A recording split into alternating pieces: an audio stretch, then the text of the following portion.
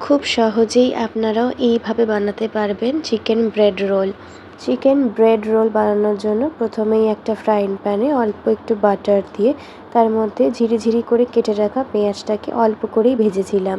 তার সাথে দিয়েছিলাম কোচানো আদা, রসুন ও কাঁচা লঙ্কা।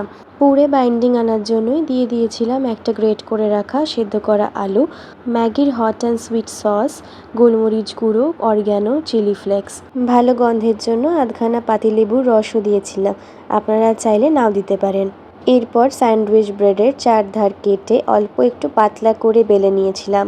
তার মধ্যে দিয়ে দিয়েছিলাম চিকেনের পুর, বেশ ভালো করেই পুর দিয়েছিলাম।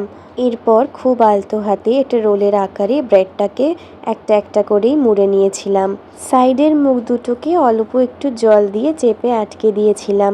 এরপর একটা ডিমের ব্যাটারের মধ্যে রোলগুলোকে ডুবিয়ে তারপর তার মধ্যে ব্রেড ক্রাম্বস মাখিয়ে নিয়েছিলাম। আপনারা এখানে চাইলে কর্নফ্লেক্সেরও কোটিং ব্যবহার করতে পারেন। এরপর ব্রেড রোলগুলোকে গরম তেলে মিডিয়াম ফ্লেমেই ভেজে নিয়েছিলাম। এইভাবেই বানিয়েছিলাম আজকের মুচমুচে ব্রেড রোল।